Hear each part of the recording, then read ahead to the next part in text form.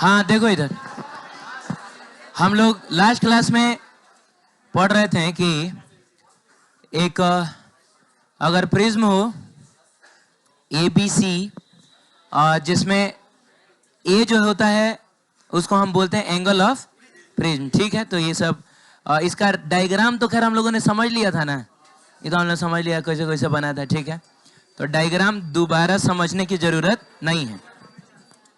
कुछ रिजल्ट्स आई थी जिनको मैंने कहा था कि आप याद रखिएगा। उसमें एक रिजल्ट था कि R1 और R2 को अगर आप ऐड करिएगा तो R1 प्लस R2 कितना होगा? R1 प्लस R2 कितना होगा? ए हो जाएगा। एक रिजल्ट ये था। दूसरा रिजल्ट ये था कि ये जो डेविएशन है, क्या है?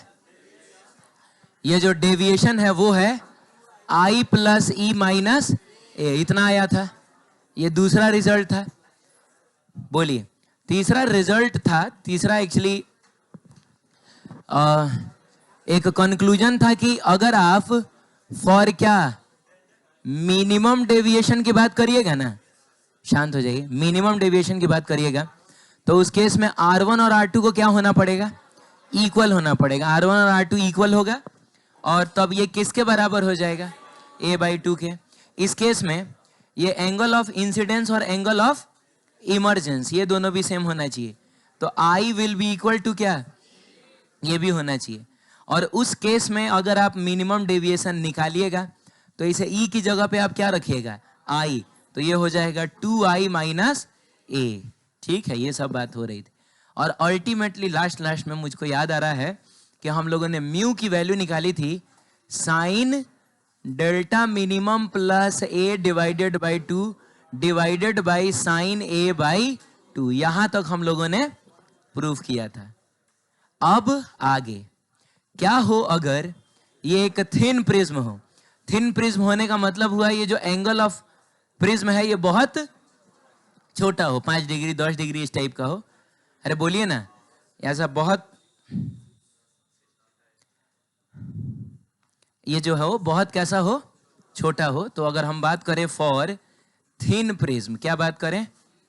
फॉर थिन प्रिज्म, तो उस केस में ए तो खैर बहुत छोटा हो जाएगा ना, लेकिन उस केस में ना ये सब डेल्टा वेल्टा ये सारा एंगल जो है बहुत सब छोटा है। R1 R2 सब बहुत बहुत छोटा होगा। अगर ये प्रिज्म बहुत छोटा हो गया, सॉरी बहुत पतला हो गया, तो सारे एंगल्स बहुत बहुत छोटे हो जाएंगे। तो उस केस में ए प्लस डेल्टा भी करोगे तो वो भी बहुत छोटा होगा, उसको आधा भी करोगे तो बहुत छोटा होगा। तो ये पूरा का पूरा बहुत छोटा है। और आप ये बात जानते हैं कि अगर थीटा लगभग 0 हो जाए, थीटा अगर बहुत छोटा हो जाए तो साइन थीटा को हम सिर्फ थीटा लिख सकते हैं। इसका मतलब हुआ कि म्यू इज इक्वल टू हो जाएगा delta minimum plus A divided by 2, है ना। और तब चूंकि ए बहुत छोटा है तो A/2 भी तो बहुत छोटा होगा। तो अगर ये एंगल बहुत छोटा है तो साइन थीटा को सिर्फ थीटा लिख सकते हैं, यानी साइन A/2 को हम सिर्फ A/2 लिख सकते हैं। ऐसा हो जाएगा। अब ये 2 से 2 तो कैंसिल हो जाएगा। आप इस ए को इधर लेके चले आइए तो बताइए क्या मिलेगा? म्यू इंटू ए बराबर डेल्टा मिनिमम प्लस क्या? ए, डेल्टा मिनिमम प्लस, ऐसा होगा। आप इस ए को इधर लाइए तो डेल्टा मिनिमम आपको क्या मिलेगा? एक काम करता हूं, मैं नए पेज पे ना जाके इधर ही हटाने की कोशिश करता हूं। इस केस में इस साइड में यहां डेल्टा मिनिमम है और ये ए जब इधर आएगा तो माइनस है ना होगा। और उसके बाद आप ए को कॉमन ले लीजिएगा तो इसमें मिलेगा आपको म्यू, और ये जब इधर आया था तो माइनस ए था, ए को कॉमन लिया लेकिन -1 तो बचेगा ना। तो डेल्टा मिनिमम का ये जो फॉर्मूला है ये ही हम सबसे ज्यादा यूज करेंगे क्वेश्चंस में, डिफरेंट टाइप के क्वेश्चंस में ना। अगर डेविएशन का हम कोई फॉर्मूला यूज करेंगे तो कौन सा यूज करेंगे? ये वाला, a इंटू म्यू -1। बोलिए, deviation produced by a prism of prism angle कितना?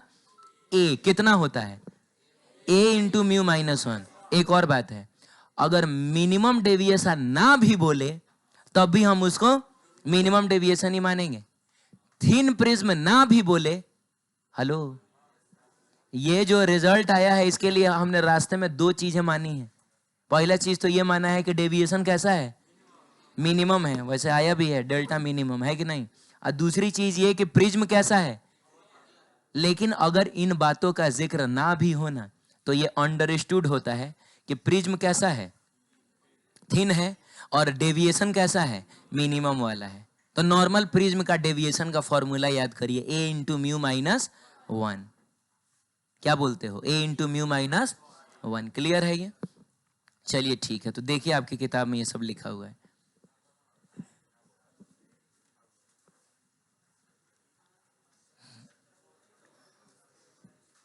क्या बोल रहे हो? लिखा हुआ है ये। चलो आगे बढ़ते हैं। अब सुनो, ये सवाल किसने पूछा है? बिहार बोर्ड में 2017 और 2019 में। बोल रहा है angle of minimum deviation for thin prism. तो बताइए deviation minimum for thin prism कितना होता है? a into mu minus 1। ऐसा तो कोई ऑप्शन ही नहीं है, म्यू माइनस 1 इंटू ए, है कि नहीं? आगे बढ़ते हैं। ये बिहार बोर्ड ने 2018 में पूछा है 3 नंबर में, है ना? तो बाबू 2018 में अगर 3 नंबर में पूछा है तो ये कैसा क्वेश्चन होगा? अब ये इतना अच्छा क्वेश्चन है कि तुम यकीन मानिए बनेगा ही नहीं।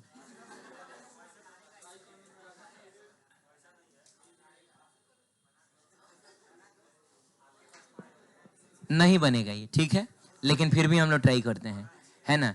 इस क्वेश्चन में कुछ या तो कॉन्सेप्चुअल गलतियां दी गई हैं या फिर इसने क्या पूछा है इसको खुद पता नहीं है। आइए देखते हैं। सबसे पहले बोल रहा है कि एक प्रिज्म है जिसमें एंगल कितना है?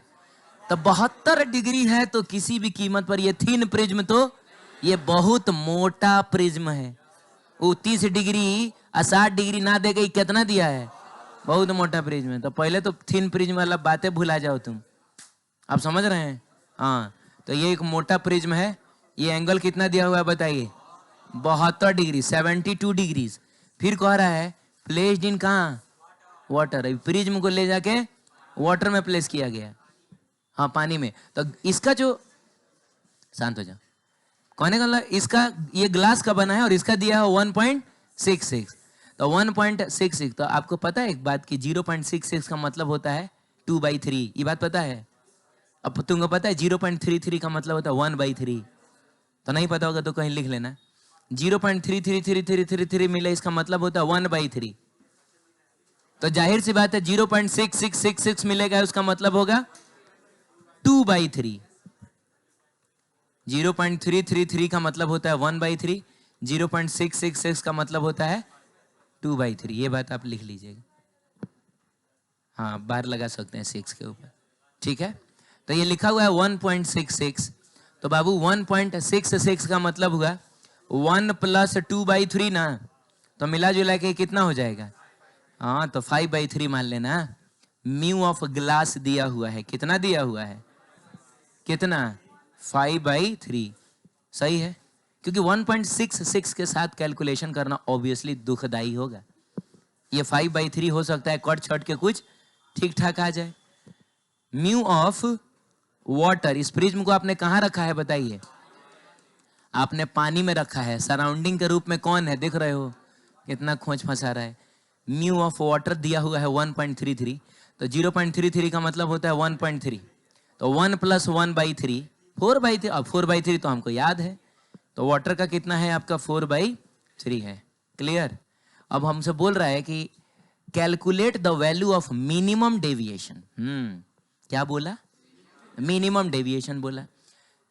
Produced by the prism for parallel incident ray. For क्या? पैरेलल। तुम पहले ये बताओ कि पैरेलल इंसिडेंट रे तो तो किसके पैरेलल? नहीं पता है किसके पैरेलल है? प्रिज्म के पैरेलल। तो प्रिज्म के तो 5 फेसेस होते हैं। तो हाँ, एक चीज इन्होंने कहा कि बेस के क्योंकि इस सरफेस के पैरेलल थोड़े भेजेंगे तो रिफ्रैक्शन नहीं होगा।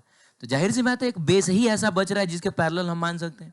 अच्छा है, आप बेस के पैरेलल एक रे को भेज दीजिए। बेस के पैरेलल एक रे को, ये रहा बाबू नॉर्मल।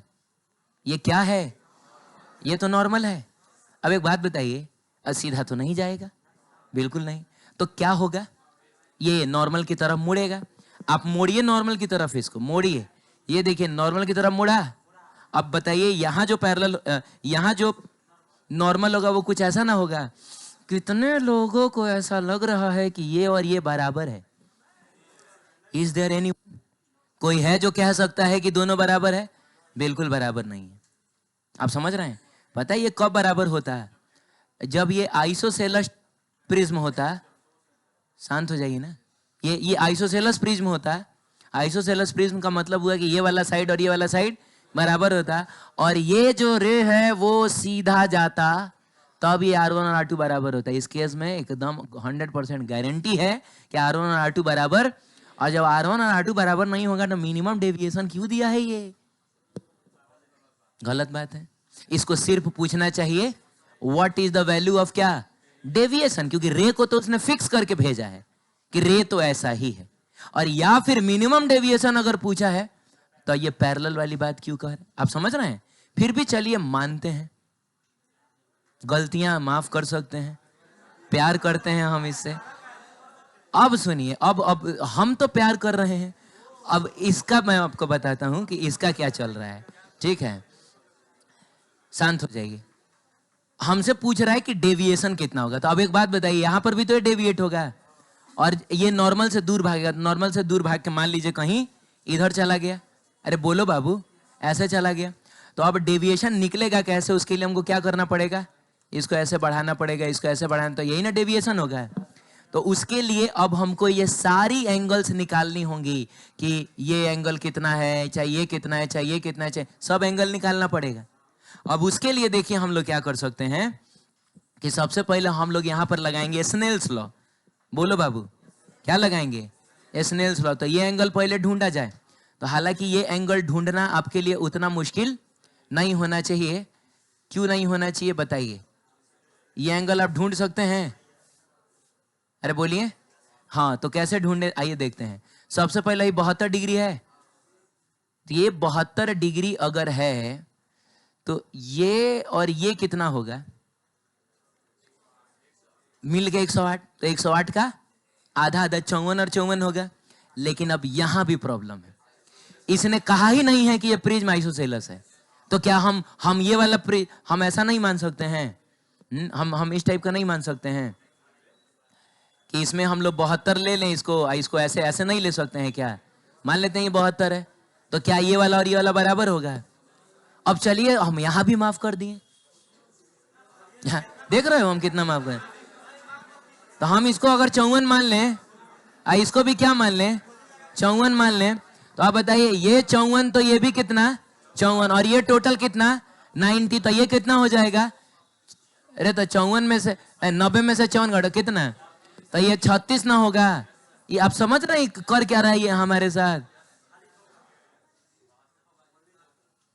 इतना धोखा बर्दाश्त नहीं होगा। हम लोग माफ करते जा रहे हैं।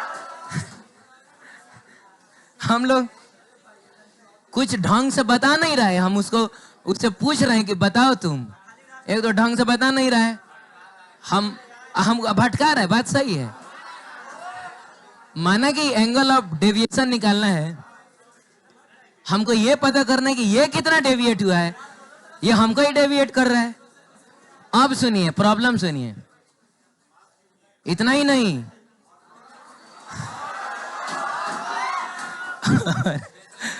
और सुनो। अब मान लो कि इतना सब करने के बाद जब हम लोगों को ये वाला एंगल निकालना रहा, ये वाला एंगल निकालना रहा, हम स्नेल्स लॉ लगाएंगे। अरे बोलिए, तो स्नेल्स लॉ लगाएंगे तो क्या होगा? हम लोग लिखेंगे mu of this medium into sine 36 degree, अब mu of this medium into R. अब प्रॉब्लम है कि साइन 36 डिग्री हमको नहीं पता है। 36 डिग्री तुमको पता है? नहीं है, तुम निकाल भी नहीं पाओगे अभी तक जितना तुम पढ़े हो। मैथ्स वाले लोग जो हैं वो 18 डिग्री, 36 डिग्री, 54 डिग्री, 72 डिग्री इसका निकालते हैं। तो हाथ उठाइए और मुझको बताइए कितने लोग ऐसे हैं जिनको निकालने आता है ये सबका? 18 डिग्री समथिंग 90 डिग्री का 1/5, तो समथिंग 2 थीटा प्लस 3 थीटा ऐसे करके निकलता है। ओ माय गॉड, मैथ्स वालों को भी नहीं पता है। तुम 18 डिग्री का निकाल सकता है? इज्जत बचा रहे तुम मैथ्स वालों का। 15 का निकालने को बोल रहा हूं मैं। 18 का भी निकलता है, 36 का भी निकलता है, लेकिन शायद यहां बैठे किसी आदमी से नहीं निकलेगा। तो कहने का मतलब ये हुआ कि इतना सब हिम्मत करने के बाद भी जब हम लोग स्नेल्स लॉ लगाएंगे तो हमको साइन 36 डिग्री की वैल्यू, हालांकि निकलता है साइन 2 थीटा प्लस 5 थीटा, जिसमें थीटा 18 डिग्री हो तो मिल के वो हो जाता है 90 डिग्री। छोड़िए हटाइए, लेकिन अब से निकलेगा नहीं, ठीक है।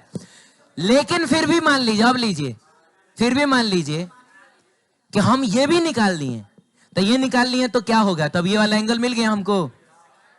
अरे बोलो, तब ये वाला एंगल मिल गया तो ये वाला एंगल भी तो मिल गया। कैसे? 90 में से इसको हम घटा लेंगे।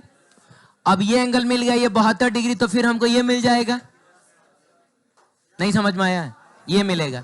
और जब हमको ये मिल गया तो ये तो पता चल ही जाएगा। एक बार फिर हम यहां स्नेल्स लॉ लगाएंगे। आप समझ रहे हैं?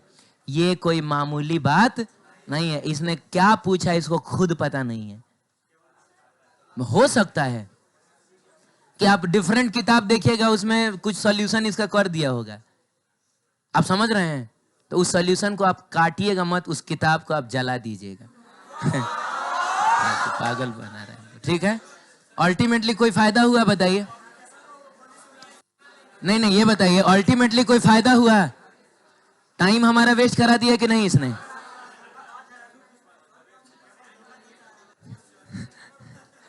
ये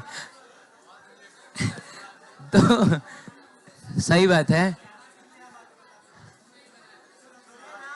नहीं, ऐसा कोई बात नहीं। इधर देखिए, ये तो हम लोग प्रूव कर लेंगे, ये हम लोग प्रूव कर लेंगे। ओए चुप, ये हम लोग क्या कर लेंगे, ये हम लोग प्रूव कर लेंगे। ये भी बोल रहा है कि draw the ray diagram to show the refraction of light through a glass prism. हल्ला मत करिए। Derive the formula for the क्या, determination of refractive index of the material of the prism. यानी आपको सबसे पहले वो सब रे डायग्राम वगैरह ड्रॉ करना है, वो सब जो किया था ड्रॉ वो करना है, और उसके बाद डिराइव करना है refractive index of the material.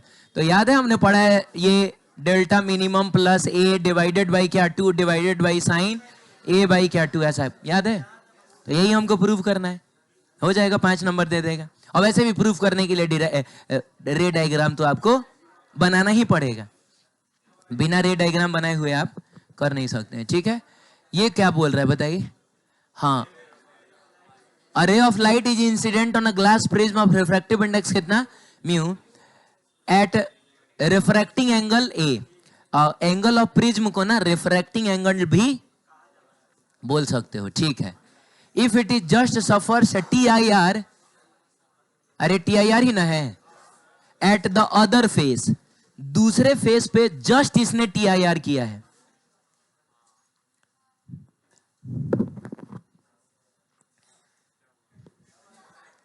दूसरे फेस पे जस्ट इसने क्या किया है, टी आई आर किया है।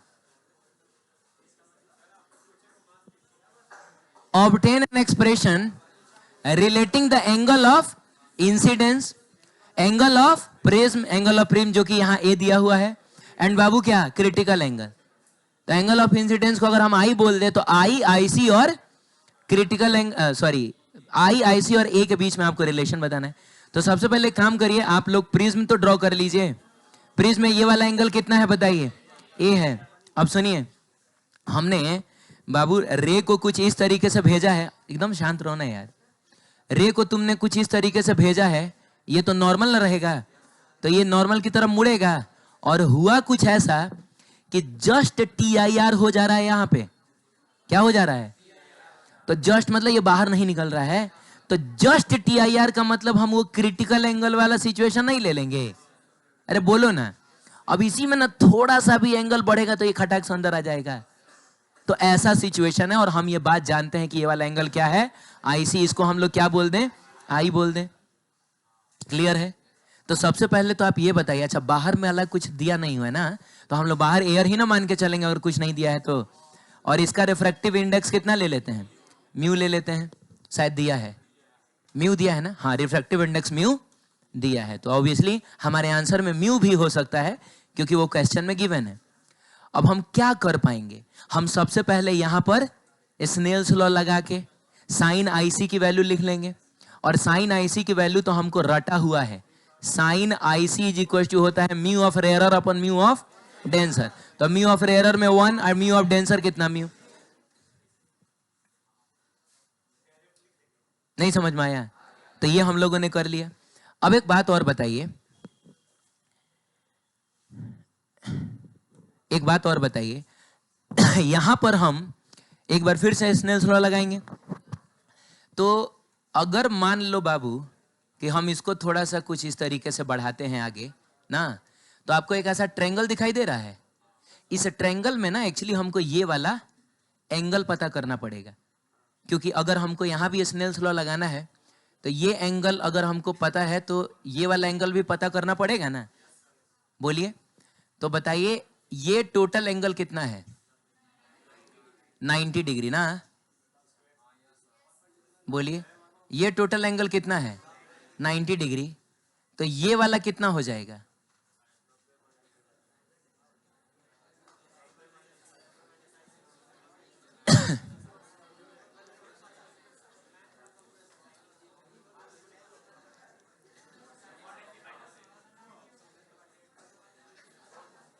चाहे काम करो, ऐसे मत जाओ, ऐसे जाओगे तो मुश्किल होगा, इधर से जाओ। ये टोटल एंगल कितना है? 90 डिग्री। एकदम हल्ला मत करिए तो। अरे ये टोटल एंगल कितना है? तो ये कितना हो जाएगा? 90 माइनस आईसी हो जाएगा। तो ये वाला हो गया आपका 90 माइनस कितना? आईसी हो गया। अब तुम बताओ, ये अगर 90 माइनस आईसी है, ये कितना है? ए है। तो ये पता चल जाएगा ये कितना है, ये पता चल जाएगा कितना होगा। बोलिए, तो इस वाले एंगल को अगर हम लोग नॉर्मल ऐसा थीटा बोल दें, अरे इतना लेंदी काहे होता जा रहा है यार। हाँ वही तो मैं बोल रहा हूँ, ये लेंदी क्यों होता जा रहा है? ये तो आसानी से निकलने वाला चीज ना है, दिमाग जो मेरा है ना। हाँ हाँ हाँ, सुनो सुनो, इतना हम लोग काहे इधर उधर जा रहे हैं, इधर ऐसी अफाइसी देख। तुमको पता होना चाहिए कि ये वाला एंगल और ये वाला एंगल मिलके ये नहीं होता है, तो तुम उधर से जाओगे भी तो वही आएगा। तो बताइए, अगर हम इसको नॉर्मल आर बोलते हैं तो आईसी प्लस आर मिलके क्या होगा? हाँ तो आप ऐसे बोलिए, IC plus R is equal to कितना होगा? तो यहां से आर इज इक्वल टू कितना हो जाएगा? ए माइनस आईसी होगा। अब आप यहां पर स्नेल्स लॉ लगाइए, ठीक है? तो स्नेल्स लॉ लगाइएगा तो आप क्या लिखिएगा? 1 साइन आई। तो ये हो जाएगा 1 sine I is equal to mu sine R लिखोगे, और आर की जगह पे तुमको क्या लिखना होगा? ए माइनस आई सी लिखना होगा। तो म्यू साइन ए माइनस आई सी, और मिला जुला के देखा जाए तो हमको रिलेशन मिल गया है। हमको किन के बीच का रिलेशन चाहिए था? एंगल ऑफ इंसिडेंस, तो ये आई है, अच्छा है। एंगल ऑफ प्रिज्म का मतलब ए, तो यहां पर ए है, और क्रिटिकल एंगल यहां पर आईसी है, और क्वेश्चन में म्यू तो दिया था ना, तो एक म्यू रखने की भी आजादी है आपके पास। तो इतना कर लीजिएगा, और मुझको ऐसा लग रहा है कि ज्यादा से ज्यादा कितने नंबर का होगा? 2 नंबर का सवाल होगा। मैं तुम चिढ़ा रहा है? बिहार बोर्ड से ना है तुम? चिढ़ा रहा है तुम? बिहार बोर्ड की 2018 वाली आत्मा अगर जागृत हो गई ना, समझ रहे हो, बर्बाद कर देगा तुमको। आइए एक बार फिर से, हाँ बोलो। क्या बाबू? आई और आर?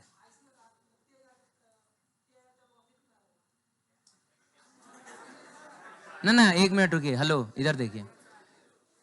जो सबसे पहली चीज हमने प्रूफ की थी वो यही था कि R1 plus R2 sorry R1 plus R2 बराबर ए होता है, यही ना प्रूफ किया था।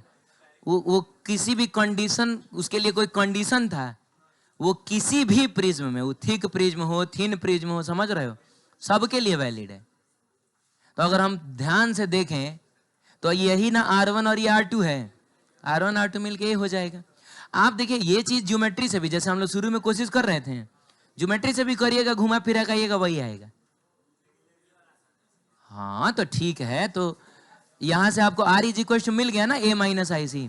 अब बस उसके बाद यहां पर आप क्या निकाल लीजिए? या आप यहाँ पर स्नेल्स लॉ, तो मतलब इस वाले रिलेशन की भी जरूरत नहीं है, क्योंकि रिलेशन तो आपको आई, आईसी और ए में ही बताना है। ठीक है, कोई बात नहीं है। क्या बोल रहा है ये? राइट द रिलेशनशिप बिटवीन, शांत रहिए, write the relationship between angle of incidence i, angle of prism क्या A, and angle of minimum deviation. यानी तुमको डेल्टा मिनिमम, तुमको आई और तुमको ए के बीच में रिलेशन निकालना है। तो ये बात तुम जानते हो कि डेल्टा मिनिमम 2i माइनस ए होता है। नहीं देखा था हम लोगों ने? देखो यहाँ पे हम लोगों ने लिखा है, कहाँ है? हाँ, ये नहीं लिखा है, delta minimum is equal to 2i minus A. तो देख रहे हो, सीबीएसई ने एक नंबर का सवाल पूछा है और डेरिवेशन के बीच में से उठा के पूछा है। तो आपको ये लिखना पड़ेगा, कहाँ चला, आपको ये लिखना पड़ेगा। क्या बोलते हो? ठीक है, चलो आगे बढ़ते हैं। बाकी आप सब देख लीजिएगा, ये डिराइव करने को बोल रहा है। वही mu is equal to sine delta minimum, शायद वही वाला होगा। हाँ, refractive index, angle of prism and angle of minimum deviation. यानी आपको रिलेशन प्रूव करना है म्यू के, डेल्टा मिनिमम के और किसके, ए के बीच में। ये रिलेशन आपको प्रूव करना है। तो ये रिलेशन यही ना है, mu is equal to sine delta minimum plus A divided by 2 divided by sine A by 2, ऐसा हो जाएगा। ठीक, इसको प्रूव करना होगा तो आपको ये 3 नंबर दे देगा। सही है। चलिए, graph of angle of deviation. तो ये है एंगल ऑफ इंसिडेंस और ये है एंगल ऑफ डेविएशन। हमको इनके बीच में ग्राफ ड्रॉ करना है। ठीक है, इनके बीच में ग्राफ ड्रॉ करना है। थोड़ा इधर देखिए। हम ये बात जानते हैं कि अगर एंगल ऑफ इंसिडेंस को हम लोग घटाएंगे बढ़ाएंगे, बोलिए, एंगल ऑफ इंसिडेंस को अगर हम घटाते बढ़ाते हैं तो डेविएशन भी तो बढ़ेगा घटेगा। एक खास सिचुएशन पे डेविएशन सबसे मिनिमम होता है और वो सिचुएशन होता है जिस समय आई और ई बराबर हो। तो मान लो ये वो एंगल ऑफ इंसिडेंस है जहां पर आई और ई क्या हो जा रहा है, बराबर हो जा रहा है। तो यही पर ना जो डेविएशन होगा वो सबसे मिनिमम होगा। क्या मतलब हुआ कि अगर हम एंगल ऑफ इंसिडेंस को अब ज्यादा भी करेंगे ना तब भी डेविएशन बढ़ेगा, और एंगल ऑफ इंसिडेंस को कम भी करेंगे ना तब भी डेविएशन बढ़ेगा। क्लियर है? ये जो है पैराबोला नहीं होता है। इधर का स्लोप और इधर का स्लोप जरूरी नहीं है कि एकदम बराबर हो, तो ये पैराबोलिक ग्राफ नहीं होता है। लेकिन ग्राफ शक्ल से ऐसा ही बनता है। ये वो एंगल ऑफ इंसिडेंस है जहां पे आई बराबर ई है, तो यहीं पर डेविएशन सबसे मिनिमम होगा। बाकी कोई भी डेविएशन आपको दो दो एंगल ऑफ इंसिडेंस पे मिलेगा। जैसे ये वाला डेविएशन किसी ने पूछा, मान लो ये 30 डिग्री डेविएशन है, तो किसी ने पूछा 30 डिग्री डेविएशन तुमको किस एंगल ऑफ इंसिडेंस पे मिलेगा, तो एक यहां पर भी मिल रहा है, यहां पर भी ना मिल रहा है। हो सकता है एक 10 डिग्री पर मिलेगा, एक कहीं 70 डिग्री पर भी मिलेगा। अरे बोलो। और ये इधर और उधर बराबर नहीं होता। इतना मत समझना कि 45 डिग्री से ये जितना इधर कम है उतना ही ये ज्यादा होगा। बस इतना आप कह सकते हैं कि एक ही डेविएशन हमको दो दो एंगल ऑफ इंसिडेंस पे मिल सकता है। ये अगर I1 है और ये क्या है, हाँ, तो एक ही डेविएशन I1 पर भी मिल रहा है, वही डेविएशन आपको I2 पे भी मिल रहा है। मिनिमम डेविएशन लेकिन आपको एक ही एंगल पर मिलेगा, वो एंगल होगा I बराबर ई। बोला जा रहा है कि this is not a parabolic होता है, पैराबोलिक होता है ना, parabolic. This is not a क्या, this is not a parabolic graph. फिर बोल रहा है कि as the value of angle of incidence increases, जैसे जैसे आप एंगल ऑफ इंसिडेंस की वैल्यू को बढ़ाइएगा, पहले तो डेविएशन कम होगा, पहले तो डेविएशन एक जगह मिनिमम होगा और उसके बाद डेविएशन क्या होने लगेगा, बढ़ने लगेगा, लगातार बढ़ने लगेगा। कह रहा है कि for the given value of deviation, यहां पर कुछ छूट गया है, उसको आप जोड़ लीजिएगा। देयर आर टू छूट गया, देयर आर टू लिख लीजिएगा। For a given value of deviation, deviation की किसी भी गिवन वैल्यू के लिए, बोलिए, there are two angle of incidences, तो यहां इंसिडेंसेस भी कर लीजिएगा या एंगल्स ऑफ इंसिडेंस कर लीजिए, टू एंगल्स ऑफ इंसिडेंस। किसी भी गिवन वैल्यू ऑफ डेविएशन के लिए दो दो एंगल ऑफ इंसिडेंस ना आ रहा है, हाँ बस एक जगह नहीं आएगा, और वो कौन सी जगह होगी? Minimum deviation.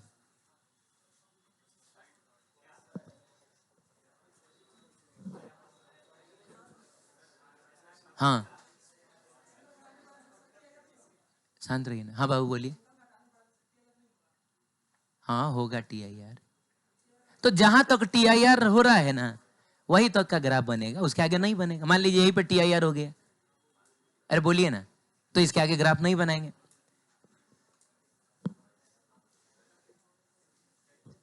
आज एकदम फुल फॉर्म में है तुम। तो ये आखिरी लाइन है, आखिरी बार हम लोग पढ़ लेते हैं। कह रहा है कि for a given value of deviation there are two angle of incidences except minimum deviation. Minimum deviation तो किसी एक ही एंगल पर ना मिलेगा, ये चीज इसमें बोला है, ठीक है। उसके बाद अब यार उसी ग्राफ से रिलेटेड बातें हैं, आप देख लीजिएगा क्या पूछ रहा है, क्लियर है? वही डिराइव करने को बोल रहा है। अरे हो जाएगा ना ये सब, ठीक है, बेसिक चीजें हैं, करिएगा, देखिएगा क्या है क्या नहीं है। क्या बोल रहे हो?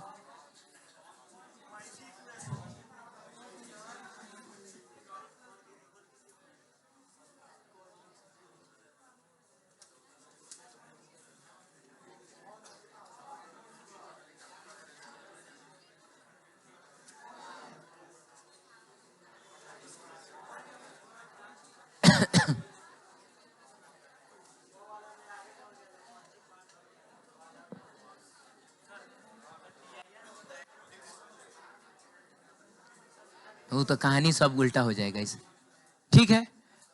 कल हम लोग कितने बजे मिलते हैं? 2 बजे मिलते हैं, ठीक है। 2 से 3:30,